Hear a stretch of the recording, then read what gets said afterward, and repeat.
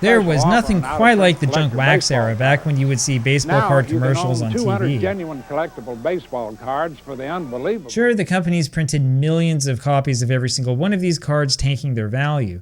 But there's just something about these old cards that feels right to me. As much as I hate to admit it, I'm a junk wax fan. Ah yes, but you see, not all of the junk wax sets were made equal. Some of these sets are really iconic, and some of them are memorable for all the wrong reasons.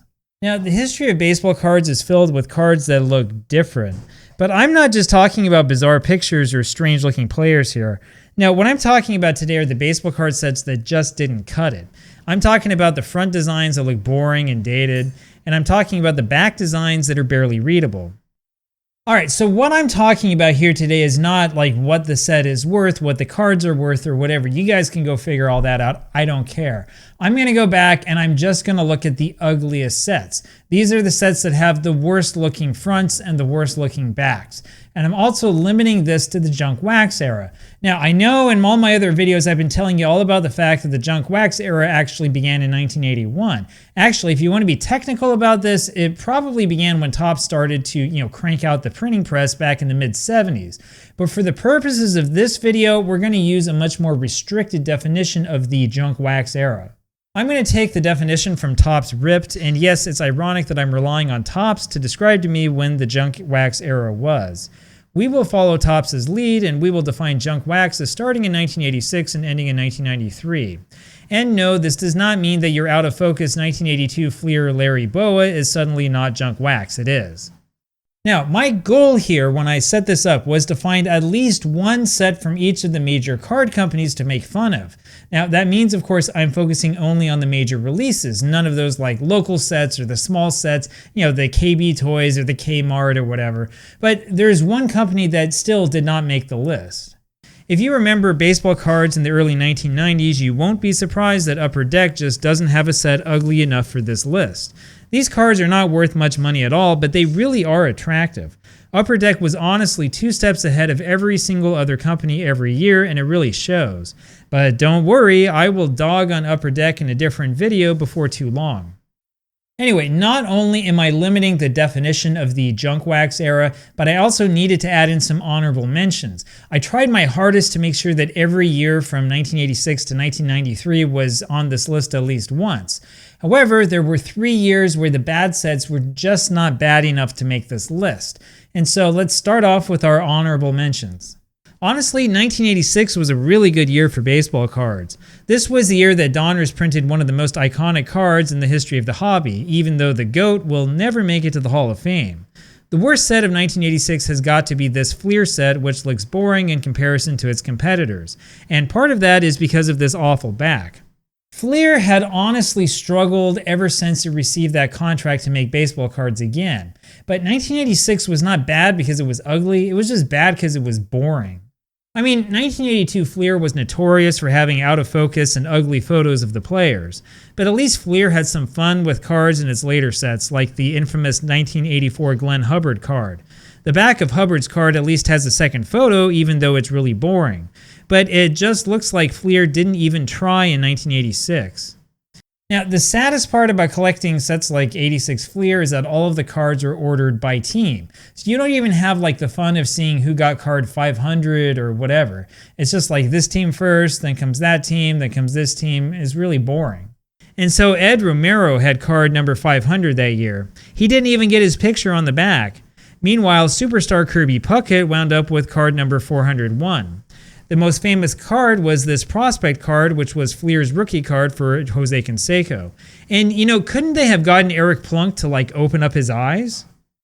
Anyway, 1986 Fleer is not really all that bad. It's just boring, that's all. I mean, I'm not angry, I'm just disappointed.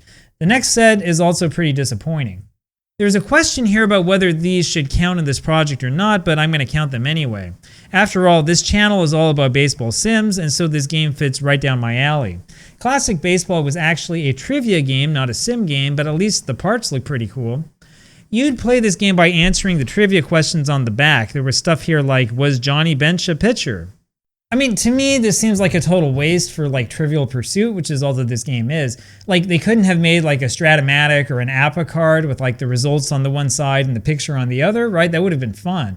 Anyway, normally I would call this a good idea, but then I actually looked at the cards. I mean, do you think they could have chosen worse photos? It looks like a lot of these photos were outtakes, almost like the players didn't even know that there was a camera there. Some of them are better than others, sure, but honestly, it kind of sucks that you don't get full stats, and instead you've got a bunch of really stupid questions and an autograph box that nobody ever used. However, we did get the coolest Bo Jackson card that you've probably never seen. And you know, just like I said, these are only the honorable mentions. So that classic set was worse than the mainstream sets of 1987, but is nowhere near bad enough to actually crack the top 10 or even the top 20 of this list for that matter. Anyway, there is one more year that just doesn't quite have a set bad enough to make this list. That year would be 1993, and yeah, I'm going to pick on Fleer again. Now, I'll be honest with you, this set really is not that bad, and the backs are actually kind of cool. The only reason I'm including this in this list is because everything from 1993 looks good. Now, the truth is that most of us had totally given up on baseball cards by 1993. I know that we're always thinking about what was the 94 strike that did it in. Actually, there was this huge downturn in baseball cards starting in 1992. And so by 93, the companies were already struggling. And it kind of is a shame because there really are a lot of great 1993 sets. I mean, obviously sets like 1993 Stadium Club are really good looking, sure. My only complaint about these cards is that they tend to stick together if you don't have them in a binder. Fleer's Ultra set that year is one of my all-time favorites. The basic Top set in 1993 really looks iconic. And 1993 was the year that Topps suddenly remembered that baseball card backs actually matter. Even Score, the traditional punching bag of baseball cards, came out with a nice looking set in 1993. I seriously think that these worthless cards look better than anything that we have these days. Anyway, I had to come up with a bad set for 1993, and so I'm calling Fleer the honorable mention for that year. And just like 1986 Fleer, the reason why is because it's boring. So I think my biggest problem with this set is the boring and useless gray borders. At least there are action photos, but the card design is really lame. This is also one of those rare junk wax era sets that I never collected when I was a kid. And honestly, even the boxes look really boring. But the thing is that boring doesn't mean ugly. The problem is that just about all the baseball cards printed in 1993 looked good. At least I think they look good. Anyway, I figured that I would do my due diligence for you to give you at least one bad set from all of those years. Now, buckle up, baby, because this is really going to be a bumpy ride. There are some really ugly baseball card sets out there. We're going to start off with number 10, and this one is a real doozy. Okay, number 10 is going to be 1992 Leaf Studio, and yeah, this is the best card of this set. The fronts look really weird, and the backs are maybe a little bit too creative. It's good to know that Ken Griffey Sr. was Junior's best friend in baseball, I guess.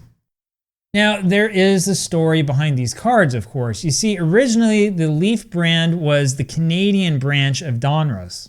So, for example, 1985 Leaf was the limited set with the same design as 1985 Donruss, except with that green leaf on the front. These cards are more expensive than the already scarce and expensive Donruss cards, and it's clear from the back that Leaf was a division of Donruss Incorporated. Now, Donruss decided to stop doing the Canada-only sets sometime in the late 1980s. Instead, it decided to restart the Leaf brand. This was likely a response to Topps restarting the Bowman brand. And yes, as you probably guessed, we will talk about Topps and Bowman before too long. Leaf was a competitor of Bowman way back in 1949, which is when these cards were actually printed. While there has been some confusion about when these cards were printed, recent research has proven definitively that they were printed and sold in 1949, despite the 1948 copyright date on some of the cards. For example, this excerpt from a long-forgotten court filing demonstrates clearly that Leaf cobbled its set together in March 1949. Additionally, this early advertisement not only came out in 1949, but also includes a 1949 copyright date. Look closely down here at the bottom left. Anyway, Leaf went out of business when it was sued by Bowman for distributing baseball cards for players that were also under contract with Bowman. This is exactly the same exclusivity deal that gave Topps its monopoly a few years later, and it's the same garbage logic that's behind the current Fanatics monopoly. This is part of a cycle in the hobby, and I'm hoping that it won't last too many years this time around. We really need some competition. In 1990, when Donruss decided to resurrect the Leaf brand, it did so with a clear nod to the classic 1949 set. Anyway, the 1990 Leaf cards were pretty craptacular, but they're nowhere near bad enough to be on this list. And honestly, by 1992, the Leaf cards were looking pretty good, at least in my opinion. Anyway, the big problem with baseball cards in the early 1990s is that Upper Deck was making higher quality cards than everybody else and was also charging more money for them and making a lot more money off of them. Now, instead of doing the obvious thing and improving the base product, the baseball card companies all decided instead to start making new brands that were going to be the premium product. This is a decision that I will never understand. So for example, this 1991 Upper Deck Dave Hansen looks great, right? That Upper Deck card was sure a lot better than his crappy Topps card. Anyway, to atone for its sins, Topps came out with premium sets like Stadium Club where the photography actually looked good. Fleer had its Ultra set like I mentioned before, Score had its Pinnacle set which is not one of my favorites, and so the Donruss and Leaf premium set was called Studio. Now, 1992 Studio sucks, but the 1991 set actually didn't look that bad. I really don't understand why they decided to change this design. I mean, the Studio name came because these were black and white studio portraits, right? The backs were designed to have that really classic black and white feel to them. However, in 1992, some idiot decided that it would be a good idea to put a color photo of the player's face right in front of his black and white picture. And so now, instead of studio portraits, we've got David Justice in front of David Justice. The portrait photos are not centered and they are too far down, and the black and white photos are garbage tier action shots. And even the packs look like they were designed by somebody with no artistic sense whatsoever. This set is an abomination. Stay away from it even if it's cheap. Well, that's a pretty bad beginning, isn't it? Well, just wait, it's only going to get worse. Now, set number 9 is one that I was debating not including at all, but I figured that I might as well. After all, we need to eventually talk at least a little bit about these cards. Number 9 is 1990 Sportflics. Now, it really sucks to do these cards because you can't scan them, you can't photograph them, they just don't work. The 3D effect is an interesting gimmick, though it wears off pretty quickly. And the nice thing is that the card backs are full color, which I guess is always a plus. Now the problem here is that these cards are really ugly and really boring. This is easily the worst 3D set in the history of 3D visual effect cards. So the original 3D cards were these Kellogg's cards, you know, in the cereal boxes, and these lasted for a few decades. Though they had a 3D effect, they weren't action cards. These were posed portraits instead. In 1986, after Kellogg's gave up, Sportflics came along to give us moving 3D picture cards. These cards were called Magic Motion Pictures, which sounds like they were some sort of 1950s movie gimmick. Big-time collectors were skeptical from the start. And they really should have been skeptical. Look, we've seen gimmicks come and go in the hobby. Stuff that makes cards artificially scarce, like serial numbers or color variants or whatever, that stuff can work as long as you don't overdo it, and yes, I think the companies are overdoing it today. But 3D effects and cards you can manipulate, cards you have to cut up, stuff like that, that's the sort of thing that collectors have never really liked. Anyway, while all the Sportflics sets are pretty bad, I'm picking on 1990. This was the last Sportflics set and it was clearly the worst, at least in my opinion. Even the photos on the back look really bland and uninspired. The only insert series that year were these little most valuable player cards. These were really easy to lose since they were so small. There were a whopping 153 of these MVP cards and they all look the same, and I cannot imagine anybody winning any of these. Honestly, the package looks a lot better than the cards, so just collect the foil packs. Anyway, like the rest of you guys, I had far too many Sportflics cards when I was a kid. They looked cool when I was like 6. They don't look cool anymore. And no, you will not be able to fund your retirement with them. But honestly, the bad sets on this list so far are not really like the famous bad sets. But number 8 is where we start getting into the really, really bad stuff. Yeah, you knew this one was coming, didn't you?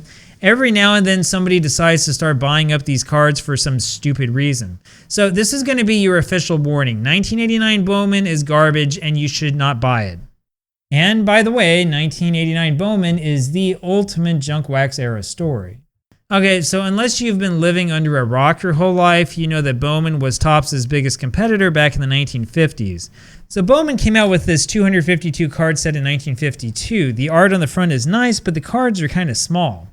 Topps, meanwhile, came out with a set of cards that were 2 5/8 inches by 3 3/4 inches. These were taller than the modern standard for baseball cards. The 1952 Topps packs advertised the cards as being giant size to differentiate them from the much smaller Bowman cards. So Bowman decided to increase the size of its cards as a result, which might not have been the best decision in the world. However, for a few years, it looked like Bowman would wind up winning the bubblegum card wars. Topps kept the supersized cards in 1953 along with the excellent artwork. These cards seriously look like they belong in a museum. Bowman came out with 2 sets of cards at 2.5 inches by 3 3/4 inches. The first was a black and white set, and the second was 1953 Bowman Color, which many of us think is the greatest baseball card set of all time. Now, the Bowman card backs were similar, and they were taken up mostly with a paragraph describing the player. Notice that the backs are clean and easy to read, even after all these years. Topps, of course, pulled out all the stops, including a facsimile autograph, a drawing, a biography, and tons of color on the back. Now, in the end, Topps wound up winning the war. The way they did this was they figured out how to get people into the clubhouses and sign people there directly. The whole ordeal cost Topps a ton of money, however, and this is what prompted Topps to aggressively defend his monopoly in court from that day on. Topps also wound up buying out what was left of Bowman in 1956. Anyway, if you flash forward to July 1989, you will see these news articles about Topps bringing back that Bowman brand after over 30 years of being absent. The emphasis in these articles, which were really advertising pieces, was on Bowman having new cards for recently traded players. In particular, Bowman was the first company to issue a card for Nolan Ryan in his Texas Rangers uniform, though it didn't beat the traded and update sets by much. 1989 Bowman was advertised as the comeback edition, and believe me when I say that these sets were everywhere. And you could even enter a sweepstakes to win official Bowman-sized card collecting sheets. Yeah, that's right, and you would need those specialty sheets. So you see, Topps decided to go back to the larger card size of 1953 Bowman Color. Now, if you were poor like me and you relied on shoe boxes and other things to store your baseball cards, your 1989 Bowman cards would always wind up bent at the top. That's because they were the only cards that were that big, and this was really frustrating after a while. Now, the real problem with this set is that the photos are really boring. I know that they wanted the set to look like 1953 Bowman Color, but they didn't even get close. You see, Bowman Color had a high quality printing process, like Upper Deck, and the photos were well focused and artfully taken. 1989 Bowman looks like it was slapped together at the last moment. But the worst part about these sets is not the photography, it's not the colors, it's not that ugly Bowman logo on the front. No, it's the back of these cards. I don't know why, but some genius at Topps decided it would be fun to make the backs absolutely unreadable. Seriously, I mean, what am I looking at here? Why do I need every one of these stats broken down by the team that the player played against? Did they never hear of a thing called sample size? Now, 1953 Bowman had these nice biographies, which made it feel like you actually knew who Charlie Grimm was. Leo DeRocher's card even had his lifetime Major League stats, and he didn't even hit 250. 1989 Bowman had these bizarre rookie cards where they gave you this brief description of their career, but that was it. And the worst part of all is that these cards were ordered by team, so George Brett has number 121, not a round number like in the Topps tradition. It was almost like Topps was trying to sabotage the return of Bowman, even though Bowman was part of Topps. Anyway, as you can tell, I could go on and on about 1989 Bowman. I remember this set very, very well. Now, the Bowman brand did get better before long, but 1989 Bowman really is a waste. I mean, they could have at least used like high quality photos, right? They could have at least done, I don't know, like, you know, some sort of like focus on the photos to like make the background like blurry or something like that. Anyway, when it comes to the next set, I'm going to warn you guys right now, you're going to want to shield your eyes because this one glows, and oh man, how I hate this set. If 1990 Donruss is in 7th place, you know that there's a lot of garbage to come. For some reason, Donruss decided that everybody wanted to see bright neon red on every single card. The company also decided that kids didn't need to read the names of the players. This set is an abomination and is one of the worst Donruss sets of all time. So Donruss had a proud tradition of baseball cards in the mid-1980s, and I'm going to tell you more about that when we get to the next Donruss set on this list. Yeah, there's more than one. Anyway, for some reason in 1990, Donruss decided to get rid of all of its tradition and instead made a whole bunch of bright red garbage. This set is infamous because there are a billion copies of every single card. Also, since it was 1990, these boxes were literally everywhere. I think even the ice cream trucks sold these cards. The funny thing is that the packs actually look better than the cards inside the packs. At least the back of the cards look okay, but look at this. Bo Jackson's All-Star Game card only includes his All-Star Game stats, which is just stupid. And even then, those backs are a huge step down from what Donruss had been doing before. The thing that drove me nuts about 1990 Donruss is that 1989 Donruss was a perfectly fine set. They literally ruined a good thing. I mean, 1989 Donruss isn't going to win any awards or be worth any money, but at least it's easy on the eyes, and the card backs are not really bright and blinding. 1990 Donruss is the year the company decided to get its revenge on anybody with a taste for the visual arts. We would seriously be better off as a society if these cards were rounded up and destroyed. Ah yes, the memories. However, there are still 6 more sets to go. And yes, these 6 sets are worse than the 1990 Big Red set, at least in my opinion. Number 6 is one of the worst ideas for a set that I have ever seen. I mean, the idea behind 1991 Fleer Ultra wasn't bad. This was supposed to be a premium card set to compete with Upper Deck. 1991 Top Stadium Club was a smash hit after all. And even 1991 Leaf Studio looks nice since they didn't have that stupid color picture in front. But the thing is that Fleer really dropped the ball with this set. 1991 Fleer Ultra was a major disaster. The problem with Fleer's first Ultra set is that the cards didn't look like they're part of a premium product. Even though there are some action photos, it looks like they were given the worst of the bunch. Even the Superstar cards look lame and boring. Now, this was an improvement on the 1991 Fleer base set, and we will get to that one in a second if you know what I mean. However, 1991 Fleer Ultra is a great example of what not to do with a premium set. I mean, even the box art looks like a total mess. It doesn't even have the name of the product on the top. The packs are foil, which shows all of that Upper Deck influence. But seriously, these cards are just boring. I cannot believe that somebody actually bought these cards. And the crazy thing is that you would have paid more money than normal for 1991 Fleer Ultra, which is totally ridiculous. Anyway, as bad as that card design was, it is nowhere near as bad as number 5 on this list, so get ready for some garbage. I mean, are you serious? In 1989, Classic apparently decided that it needed to use all of the colors possible on the front of the cards. This set is nothing but an eyesore. So I know, it's probably cheating to use Classic since this was part of a board game, they didn't come in packs and whatever, but they're still baseball cards and this set still totally sucks. The abominations came in this game box, and I feel sorry for you if your parents got you this. Imagine sitting there on Christmas morning knowing that your parents expected you to want to play a trivia game with a bunch of pink baseball cards. Anyway, there's a bunch of variations of these cards, which also came as like a travel edition. The travel box didn't include any of the cool game pieces since it was so small. You also had a bunch of these mini boxes with cards that went from gray to pink instead of the other way around. You got one die and some pawns in the back of those 50 count boxes. Honestly, the idea behind Classic is not really that bad. There have been other companies that have tried to combine card collecting with tabletop games in the past, and there will be more in the future. It's just that these cards in particular are just so ugly. And seriously, this was the best picture they could get of Joe Carter? Plus, what kind of question is who is referred to as an out man? And how about this one, true or false? Gene Mauch managed the last pennant winner for the Phillies.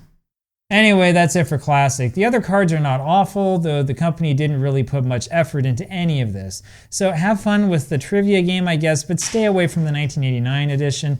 It hurts my eyes. Anyway, next up is yet another blinding set, though a lot of you are going to be really upset with me for choosing this one. In 1990, Score decided that the world needed more bright colors and yellow borders, and the brightness continued on the back. The color concept here is apparently bright contrast, probably in hopes of standing out among all the other bad design decisions of 1990. And I swear you can see these cards from miles away. Now, I know that a lot of you will be upset that I did not include any of the earlier Score sets. So let's make a quick trip back in time and check out the infamous history of Score, the company that was going to make us all rich. Score made headlines back in 1988 when it issued its first baseball card set and offered a whopping 17 cards per wax pack. Now, when Score was first announced, the Associated Press painted this up as an answer to investors who were frustrated with the stock market fluctuations. Right from the very beginning, people were writing about how Score was going to be the set to invest in since it was going to be different from every other junkie set. The Baseball Card News called it a 5-star product because of its photography, something that looks really funny when you realize that Upper Deck was only 1 year away. And there was talk of having CNN host a weekly baseball card television show, which is even funnier. Yeah, baseball card television show. I just hope that they were thinking of having Don West be the anchor. That's the only way I would even bother watching, even for 5 minutes. Anyway, rest in peace, Don. 1988 Score was printed in monster numbers, which is why all collectors hate that set. Everybody had a full set, and I mean everybody had a full set back in those days. That means that these cards are absolutely worthless. The thing is, though, the 1988 Score actually is a nice looking set. They were right, the photography is great, even if it's not quite up to the standard that Upper Deck would set in 1989. Some of these photos are really cool, to be honest, and the card backs were actually attractive, which made Score stand out from the crowd in 1988. In all seriousness, the reason why Upper Deck did what it did in 1989 is because Score had helped pave the way. Now, 1989 Score is another widely hated set, but it also looks better than that 1988 set. Honestly, I like the 1989 design more than the 1988 design. The only flaw here is that it doesn't look as good as Upper Deck. If this set comes out in any other year, I think that people would honestly remember it fondly. But 1990 Score was something entirely different. However, before I diss this set completely, there is one card I have to get out of the way, and you already know which card this is. This is one of the most iconic cards in baseball history, and this actually was a really good idea. Score's design team knew what it was doing with this card, and I seriously wish that the rest of the set was just like this. There are some other nice looking cards at the end that people forget about, like Ricky sliding. Score even brought back the old tradition of the World Series cards, but the back of this one just goes to show you that these guys didn't know anything about color. And I mean, sure, if you're going to judge the set on the 5 or 6 cards that actually look nice, I guess the set's not that bad, but the rest of this set is just hideous. Now, my problem with this set is that you've still got to look at Tino Martinez with his name in red on a yellow background with a blue border. Carney Lansford's photo looks nice, but the rest of his card looks like a nightmare. And just like the 1990 Donruss set, it feels like Score had declared war on the color wheel. Even the boxes look hideous. Who in their right mind would buy this? Here you go, son. I hope you like yellow. Anyway, the next set on our list is this high primarily because it's one of the biggest disappointments in the history of baseball cards. And I'm going to have to tell you another history story so that you can understand what I mean by that. The nice thing about 1988 Donruss is that there are no bright yellows and reds to blind you. The bad part of this set is everything else. The photography is hideous. It really sucks. The borders are insanely bad. Like, the backs are okay, but man, what's up with the blue? And the boxes are just lame. Alright, I'm going to admit this. I have a personal vendetta against 1988 Donruss, mostly because I have thousands of these cards. I feel like I did something wrong in a previous life and was cursed to drag them around with me wherever I go. But like I said, the worst part about this set is that it totally destroyed Donruss's name and reputation. And man, this really, really feels bad. Back in 1984, Donruss released one of the best looking baseball card sets of the 1980s. The photos were sharp and the design was really nice. The backs were easy to read and they didn't hurt your eyes. Donruss also reduced its print numbers that season, which made boxes like this one hard to come across. Yes, you heard right. Donruss decided in 1984 to fight against the junk wax trend, which is one reason why we know that junk wax goes back before 1986. Donruss also kept up the fight in 1985. There are people who prefer 1985 Donruss to the 1984 set. 1985 Donruss is a great set, though I'm not a huge fan of the backs. The fronts have a more obvious border, but at least the design doesn't get in the way. 1986 Donruss has more of a 1980s feel to it, but the cards still look decent and they were still not all that easy to find. And then the Donruss border shrunk a little bit in 1987, plus there was that baseball thing on the side, so it's pretty classy. So why in the world did they make Donruss look the way it looked in 1988? Who gets blamed for this decision? What did they do with the borders? I mean, it's just hideous. I mean, even when I was a kid, I couldn't help but stare at that border design for hours, wondering what the heck that was supposed to be. The problem with such a busy and prominent border is that nobody will pay attention to the photography. I feel like I can barely see Bruce Hurst's face because of that stupid boxing rope border design or whatever it's supposed to be. But hey, at least Billy Ripken didn't show us the other end of his bat. Anyway, you could probably argue the 1990 Donruss is worse since that red is literally blinding. But 1988 Donruss is still just a horrible design. The world would be better off without these cards. Now, I know already that my number 2 choice for this list is going to be controversial among the younger collectors. But seriously, guys, let's be serious about this for a minute. This set really sucks. Not to be outdone by score, Topps decided to include every possible color on the thick borders of its 1990 set. The overall feeling is that this was put together by a child scribbling in a coloring book. 1990 Topps has got to be one of the worst baseball card designs of all time, and the photography is boring, which means that this set has nothing to save it. Even the backs are awful, and I really mean that. Topps decided to use the worst quality cardboard possible in the junk wax era, and they wanted to make sure that none of the kids could ever possibly read any of the card backs. I mean, they might as well have printed like the nuclear launch codes on the back of the cards because nobody would have been able to read them anyway. Nobody would have been able to tell.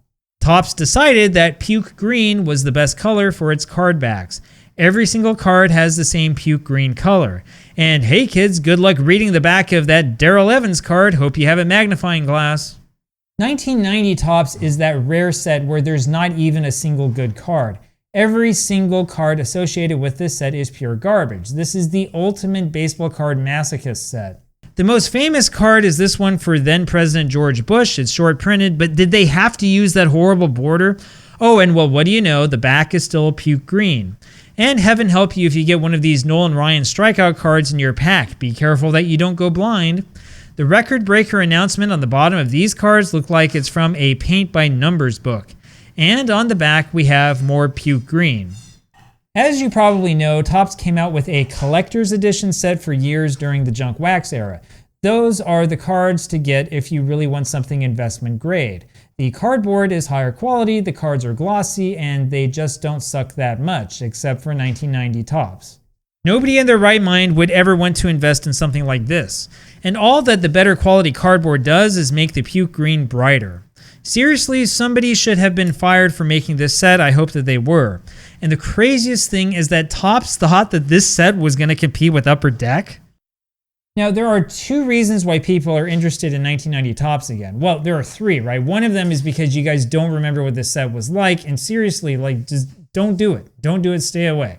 The other reasons are because Topps printed more cards in the 1990 style, like for an anniversary or something, which was a bad idea, and also because of one of the most famous errors in the entire junk wax era. These 35th anniversary Topps cards are okay, but you guys have got to be freaking kidding me with this border. And did we have to bring back the puke green? I mean, seriously? Anyway, this Frank Thomas rookie with no name on the front is really the only reason to buy 1990 Topps. This is an excellent example of how sloppy Topps was in those days, and it's crazy how much money this air card is worth. Anyway, the chase for the sloppy air is really the only reason these boxes are worth anything these days. Okay, so one of 2 things is going to happen here. So either people are going to finally realize that there is an infinite amount of 1990 Topps cards out there, or the crazy YouTubers are going to somehow buy it all up and open it all in a mad dash to find more Frank Thomas cards. Honestly, I do not think that we can ever see all of these boxes open. You guys don't know how much of this was printed. We're talking millions upon millions of copies of every single freaking card. Stay far away from this set. Anyway, you already know what number 1 is, so let's get it out of the way. I'm going to be honest with you, I think that Fleer almost destroyed the hobby with this abomination. Seriously guys, what is up with the piss yellow? This is by far the worst design of any baseball card product in the history of baseball cards. 1991 Fleer is an abomination, and this gives baseball cards a bad name. And I mean, this boggles my mind. Fleer actually did have good baseball card sets once upon a time, but what in the world were they thinking here? The worst part about this set is that it was actually supposed to be a classic. The photography wasn't great, but it wasn't any worse than what the other companies were doing. It's just that the border was so freaking thick and bright and yellow that you can barely see the photo, and the backs are just blinding. Now, the thing that I will never understand about 1990 Fleer is that the packs look nothing like the cards. I mean, I don't even know, who coordinated this? The wax boxes actually look attractive with a deeper red color and the promise of improved action photos. The packs also offer no clues of the yellow abomination waiting for you inside. And these cello rack packs also don't let you see much of the cards at all. It's almost like the company knew that it needed to hide its product. Anyway, the only good thing about 1991 Fleer is that the inserts were not a horrible abomination. They're just worthless, that's all. So for example, this 1990 World Series subset stayed away from those thick and ugly yellow borders. Seriously, could you imagine how great this set would have been if the cards just looked like this? The Pro Visions insert set was supposed to be the insert set that everybody wanted to buy. And yeah, if you can get like a PSA 10 Pro Vision card, it's going to be worth money, but good luck. Some people like these cards, but I think that they're really lame overall. But the Pro Visions look a million times better than that awful base set. That much is for sure. So anyway, there you go. There's the top 10 list. There you have it. I don't think that there's ever been a set quite as bad as 1991 Fleer. Now, I know that most of you guys are going to disagree with this list, so you can let me have it down in the comments. And if you'll excuse me, I've got to go wash my eyes out after looking at all that puke green and piss yellow.